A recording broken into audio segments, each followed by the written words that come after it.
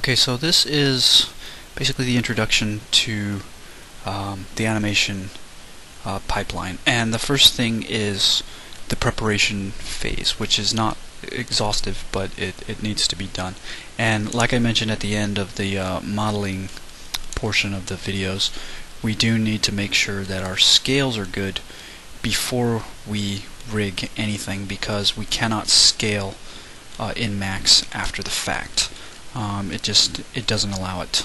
So what we're going to do is, first I want to get the this is the basic UDK. There's nothing going on here. Just going to bring up my content browser. I'm going to go to Skeletal Meshes here and try to find one of their, let's hit all assets, try to find one of those men here. The Liam cathode will do, as will the iron guard. So I can basically just say add skeletal mesh here. I can come in and zoom in on him and bring him up to the ground. I do want to offer my praise for this model. It's an absolutely fantastic model. Very awesome detail, but I'm not going to go spend any time on that. So now I'm going to go back to Max. I want to get my arms first. So let's just open up the arms, and yeah, I'll go ahead and save.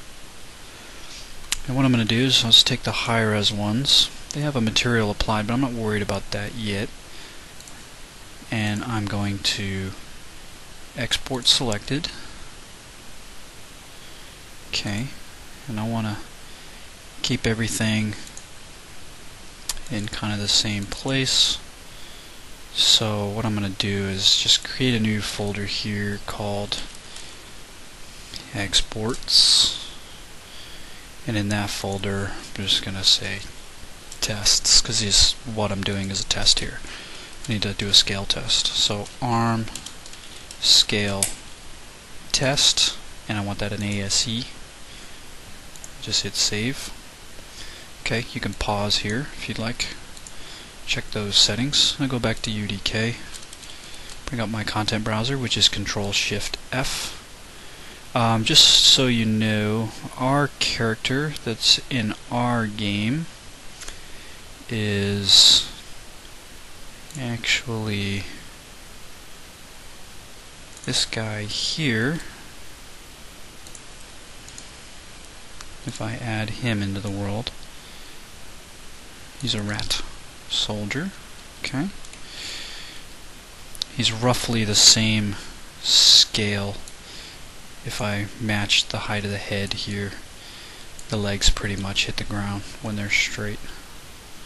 Okay, so when I made this, we went to match the scale that UDK had, because the physics seem to be tuned for this particular scale character.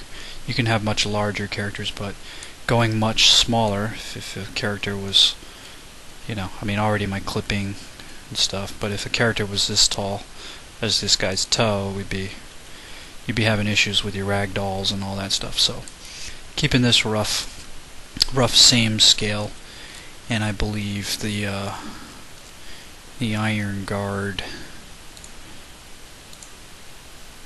is also on the same general scale as all these. So these guys are all about the same size. Iron Guard's a little slight bit taller than the robot.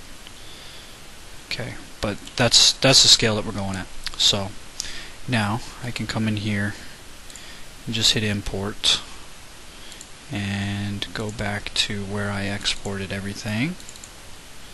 Okay, and go to my exports and tests and arm scale test. It might flag me some UV errors or something, but it didn't.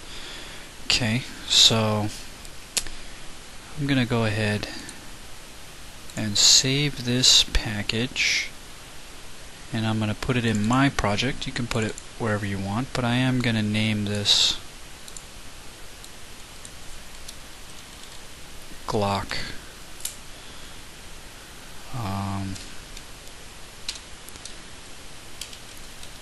tutorial. Okay, this package will have everything in it for you when you go to download it. Okay, so let me find where I put that.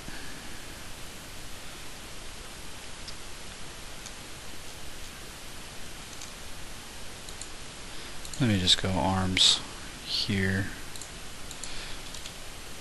Yeah. Arms, all assets, and find that arms test. Static meshes. Thought I named it. It's arms scale test. Okay. And I can just right click this and say find package. And it's not verified yet, so I guess I need to save. I guess maybe I didn't save it somewhere. I think I just made a...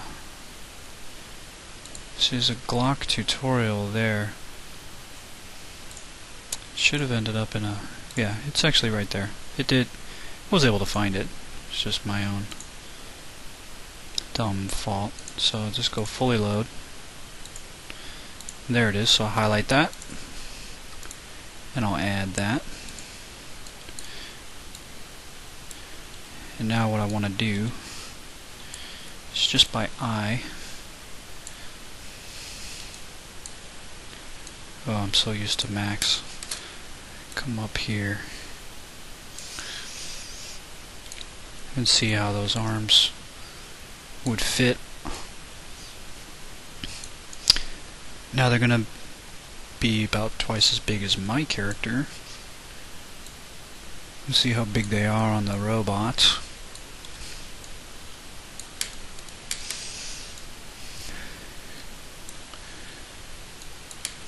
Every time I hit that little zoom in, it's me trying to hit W for the move tool. You can see they're bigger than the robot character, and because I'm not actually including that much, I'm probably including about that much of the shoulder. You can see that they're roughly twice as big, so I need to scale them down to probably about 60%. If you know your units and you've modeled your character and you know everything's already set up, this isn't, you know, going to be a problem for you.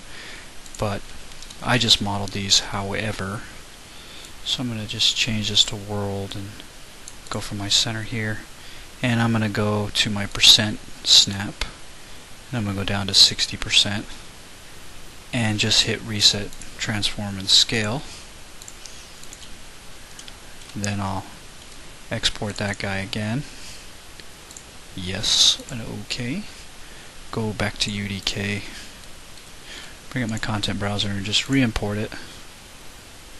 And I can close that, and you can see now that we're probably much closer to what we've got. The hand is obviously much smaller than the mitts that they put on these guys. I don't know about what world Epic lives in, but their characters are unbelievably built, muscular and huge and exaggerated, and it's a very awesome style.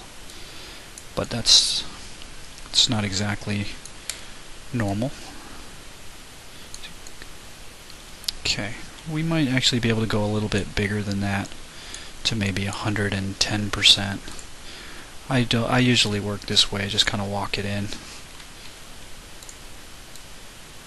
Okay, 110%, and then reset the scale and export it again. I have a hotkey for that, by the way, which is Control-Shift-E, does export selected. Okay, now bring up my content browser with Control-Shift-F and re-import that. And it's now a little bit bigger. And I think that that's probably pretty good. Let's let's test it against my character. And unfortunately, my character is not a good test bed for lengths of arms because they have short arms done on purpose, because rats have short little front arms, and that's why it looks like that. Okay, so if the shoulder were about there, you can see that his arms are a little bit longer, but the general scale is good. And like I said, if it's off a little bit, you wanna get this good as close as you can before you, like I said, before you start rigging. You do have draw scale that you can mess with, worst case scenario, but it's a good idea sometimes to, after you do your rig, to do a test before you spend an awful lot of time running through animations and things like that, to make sure that you're going to be able to get it in a good camera position and scale and everything, to make sure that it's all going to sit well. So with these arms scaled good, now I'm going to save this scene. I'm going to go ahead and open up my Glock model static, and now I'm going to do a import merge. There's two ways to actually get to the options here. I don't know if I ever mentioned this. See, I got an arrow here. I can either click that arrow and it automatically brings that stuff up, or I can just kind of wait for a second. Okay, and then those options come up. So I'm going to go merge, which lets you bring objects in from another max file, and it'll bring up a little list and let you choose which particular meshes in there do you want to bring in. And I actually don't want to do that. I want to bring in the arms. Import merge arms base, and I want the either one of them really. And I'll just use the scene material.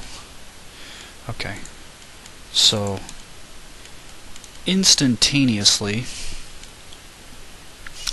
if I take that and rotate that 90 degrees, you can see that the gun is just absolutely huge compared to the arms.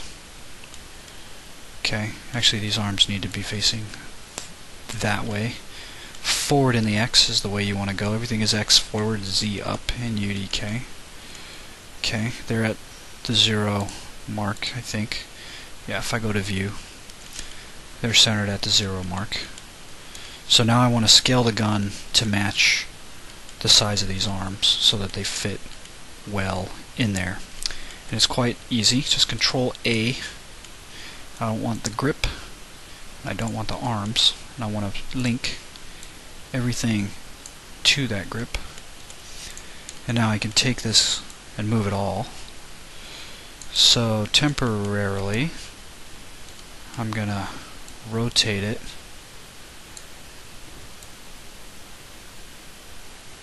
and then I'm just actually going to go over this way, 180, and I'm going to stick it right about there in his arm. And now I'm going to scale from all axes by hitting the dead center triangle here. I don't want to do it in just that, I don't want to do it in just that, and I definitely don't want to do it in just that. I want to hit all of them and just kind of eyeball it from here and move it into position under his palm here.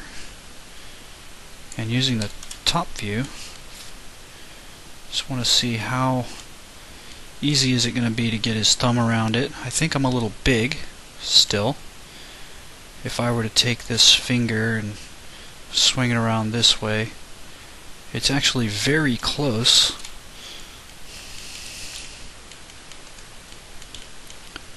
Okay. It's very close. It might even be perfect. It will be easier for me to do this once I've got the hands rigged and I can actually pose them. I can bring this down and whatnot. But for now, I'm just going to make it just a hair smaller to ensure that if it was this back here is supposed to hit this web. So if I match the angle of the gun and put that there, how much of the finger, because usually a trigger you can easily wrap your inner first knuckle around that trigger, so I feel like I'm still a little big.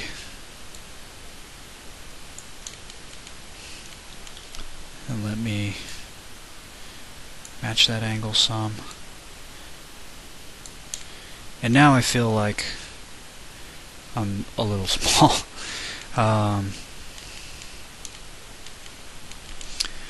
The gun in the top view is going to be roughly like that. You want to see the thing is I don't, like I said, I don't have a Glock. I don't know how far below my palm would it actually go. Right now it's pretty much the same distance as the palm. Now if I want to make sure that the pinky finger doesn't loop, start going up behind the gun, I do actually need to make it a little bigger. I'm just trying to eyeball this, and there's no method to my madness here. I'm just trying to see what looks better. And it looks like now that I can, doesn't matter which way I rotate or anything, I'm gonna reset that. It looks like that's pretty good because that's gonna let my pinky get to the bottom of the gun if the gun's about there. Okay, when the pinky bends in this way, it'll be pretty much right on the end there. And it doesn't look like the gun is huge in his hand, whereas like that is just obviously a giant gun, right? I mean, compared to that hand. This might feel a little compact, so I'm just gonna give it a little bit more weight to it, make it a little bit larger. If you are making your own model, you need to size this to your hands. If it's a gun that exists, go ahead and take measurements. The units for UDK are listed on the forums and the documentation and whatnot. I'm not gonna corrupt your knowledge of that by making an incorrect guess. Except I do want to say that I think that it's 1 for 1 if you're using generic units, 1 unit in max, 1 unit in UDK. So if you go by units and all that stuff, then you should be okay. And it looks like this is pretty good in the hand. So now what I'm going to do is I'm just going to move it back to 0 and rotate it back to 0 so it's facing down the X. And now he's got a little gun face. And I believe that my scale is okay. I do want to come here and say reset scale. Okay. Oh, actually, sorry, before I do that, I need to break my linking. Then I can reset scale. If you don't do that, it doesn't actually reset your scale. It resets the scale on the base object, but everything else is still in relation to that, so it comes out at some random number. So just double check a couple items and make sure that your scale is staying at 100. Okay. When this is scaled down, you can see it 52.371. Alright? Want it to be 100. So if you scale it down and you want to lock it in at 100, you need to hit reset scale. If you don't, UDK will not actually take that scale. It will, when it goes to export it, it will export it at whatever size it is at 100%. Okay? So just keep that in mind. So now, that is pretty much all of the prep that we needed to do. We needed to get the scale right. Without doing that, we were going to be in a lot of trouble when it came to running our animations and things like that. And now I just want to make a note. The arms are symmetrical. I look at my grid here, but they're not exactly in line.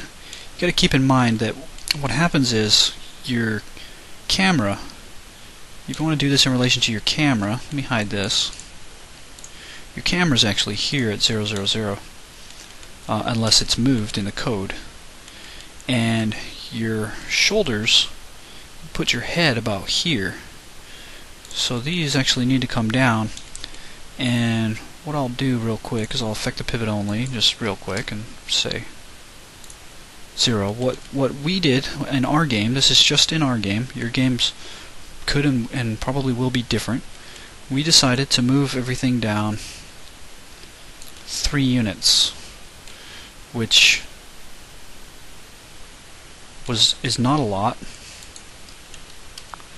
Okay, your head would still be way up here.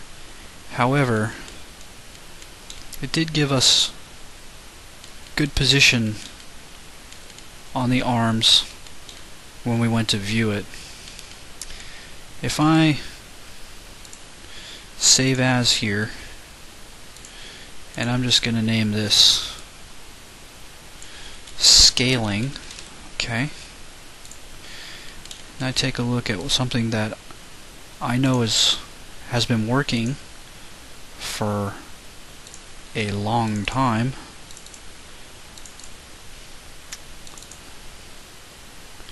Such as this Beretta, and I go to idle.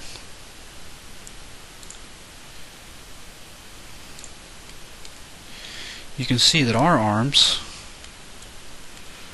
for my little rat guy, see how it's moved down in -3 here, and then exported. Okay. To bring that below the camera, and you can see where my camera is. It's right there. Okay. If I look through my camera, you can see that's the view that I get. Alright. I won't go into this too much yet, because I'm going to cover all of this when I actually go to run these animations. But we moved it down 3 because it lined up better in the camera, in the view for the camera. So I moved this down 3. Then what I can do is I can just put the pivot back up to 0. And what we want to do is just unhide all. And what's going to happen is the arms we're actually going to rig with bones. Max bones, okay? Just want to explain this really quick because it's important. The arms are going to be rigged with bones. However, the gun is going to be rigged with pyramids, and I'll show you why. There's a major difference. If I create bones here, okay, just go to my last thing here, systems, just select bones, and then basically you just start drawing out bones. Okay, that's really huge, so I'm going to just go 0.1 and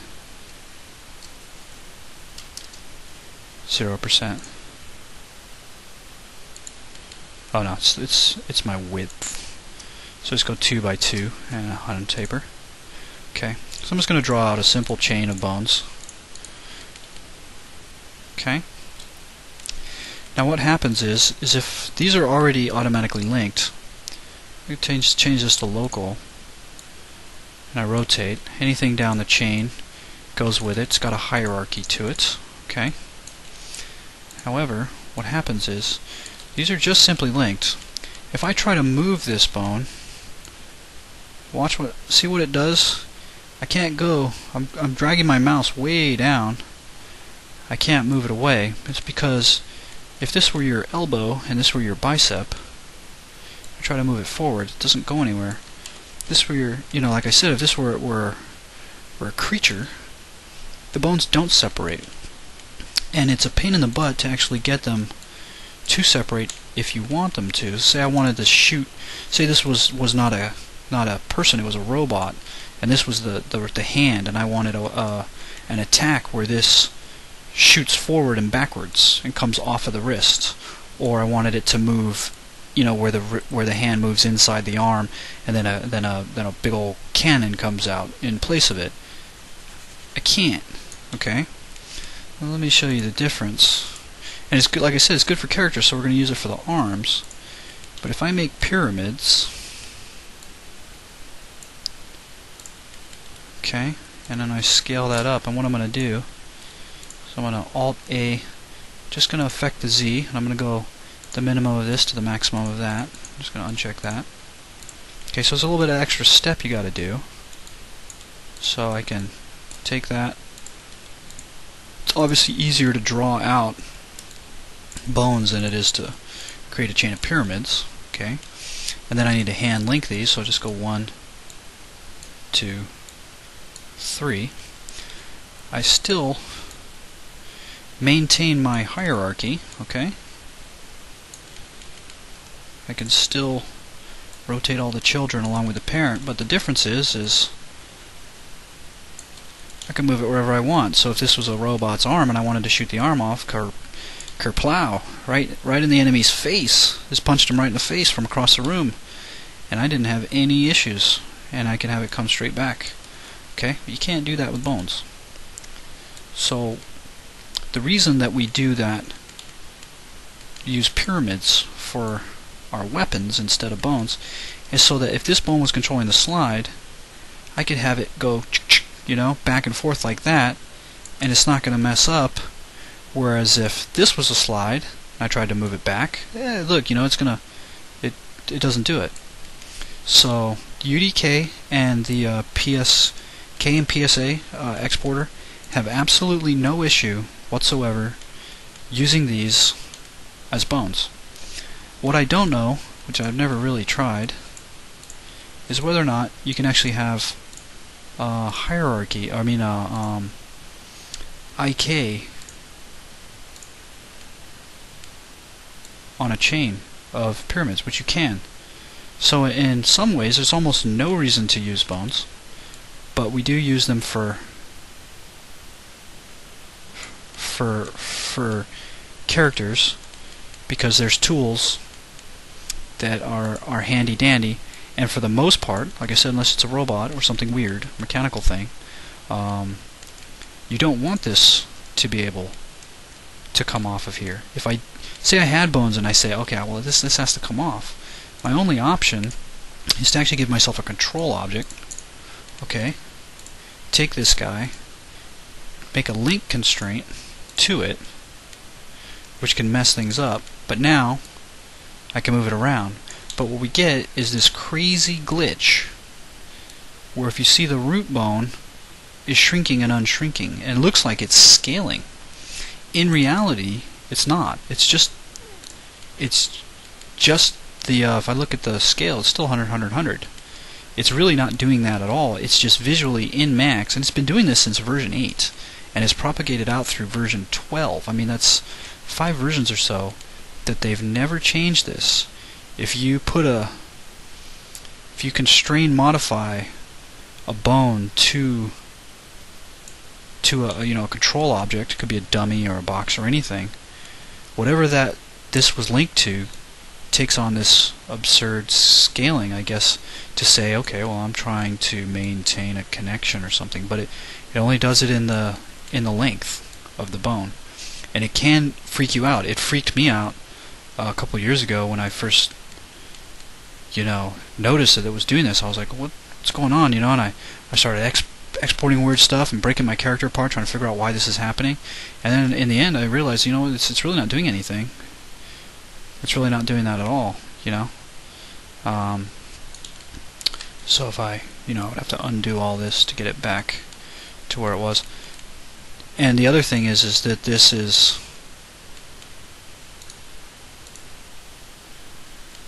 when you do that link constraint, you saw what happened. I mean, it flew off of it in the beginning because it whatever its offset from the 0 point got taken over to there. So that's the reason why, because bones can be a mess when you need to start moving things off of them. And with a weapon, we definitely need this slide to move. It's a sliding joint. It's not rotating. Okay, we don't do this. That's all you can do with bones. Okay, we make a propeller out of it, make a fan, but that's it. So, just wanted to explain the difference between objects and bones as bones, and objects as bones, because we're going to be putting that into play.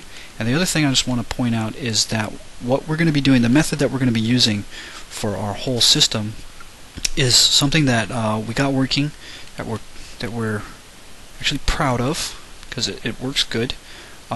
We socket our weapons into the hands of our characters, and we attach them in script, and that allows us to use one set of arms, okay, and then we can put any gun we want in the game onto them. And what we do is we create an actual pyramid that's linked to the hand, and then when we go into UDK we create a socket for it. So if I show you really fast on this, it's a static.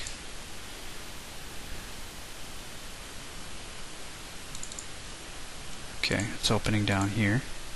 Okay, I've got this rat here. He's a Nazi rat. Okay. You can see in his hand, if I look at the actual name of the skeleton, it's going to be pretty hard to determine, but you can see this word socket right here. There's the wrist bone is right here, but there's also there's a socket bone that is there too. And if I go to my socket manager, I have a weapon socket that's attached to this bone named B_weapon socket. You can see the relative location and rotation is all zeroed out, and I have a preview mesh of this Mossberg weapon. But all I got to do is go to my weapons, and we're doing this in code. When you switch guns and stuff, you just say, okay, I want the one player mesh here. Is I can come here and just say, okay, even though this is just a preview, you can see I put any gun I want in his hands. Okay? And if I play some of his animations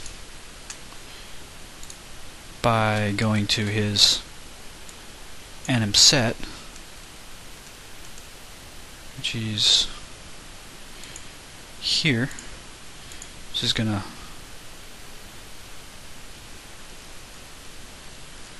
I get a little confused as to where our animations and stuff are.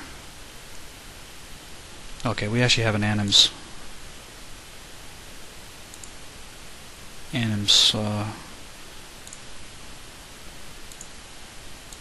folder here. Okay, let me just show these sergeant animations. This is just our regular character.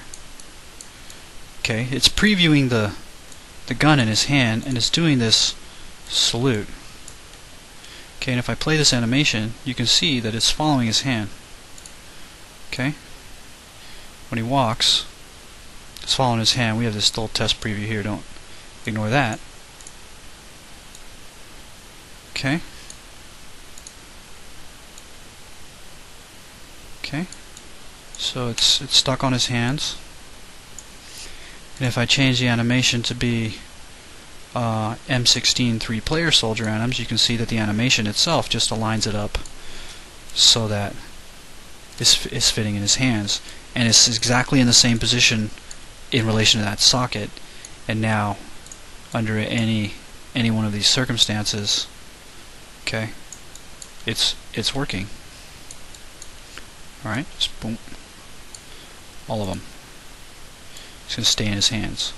Okay, and that's 3-player. But our first player is exactly the same thing. It's just the arms. It's the only difference. There's no difference in the skeletal mesh and animation or anything like that. In fact, when I created my arms, I literally cut the mesh off, and then I deleted the rest of the skeleton, and I was done. That's it. Okay. So, like I said, we're happy to be doing that because it works out really well. And that's what I'm going to show you guys how to do, because I'm pretty sure that that's what Paul's system's going to be, because we did decide to just do this the way we've been doing it, and what works works. So I will show you how to set up a socket bone here that you can use in code to attach your weapons to, and then I'll show you how it goes on my end of how the animations need to be. Because one of the things that's important to note is if I go back, just this is a little important too. let me just go to animation sets to characters, and let me fully load this whole folder really quick. Okay, animation sets. Actually, the animation sets for each weapon are in the weapon. So let me show you this. We'll just do this on this UMP P here. Okay, the UMP one player arms anims. Okay, you can see there's no weapon in his hand right now because I'm not doing a preview mesh. However, if I pick up the one player preview mesh and I just go to a little socket manager here, I can just slap that in, and there it is in his hands. Now, one of the things to note, because we're doing this separately, that if I show the reload animation, this is just a solid object that's previewed in his hand. So if I play it, he tries to take the mag off, but the mag doesn't go anywhere. Okay, if you see that there, and that's because in preview it's not going to work. You know, it's just putting that skeletal mesh there. So I actually have separate animations, and I call them one-player gun animations, UMP, one-player gun animations. Okay, and that will bring up the weapon. And what I've done is I've exported an animation separately, and if you look at the reload here, that's where the mag comes out. And it happens at the same timestamp that he goes to grab it. Okay, I don't really need to confirm that because I know it's working. Alright, so if I hit play, it plays a little cocking sound, but I don't think I have it set up to play for you to hear my sounds. Okay, so this is a separate entity, and you can see I've got a fire animation, and the gun doesn't really move.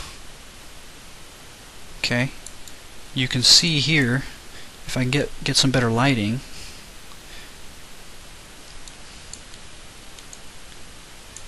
that when I scrub this animation, the trigger moves and the latch moves. Okay, and if I play it and loop it, okay, every time it fires one shot, that's all that happens. But if you look at it on the arms, when I play that firing animation, look what happens to the gun.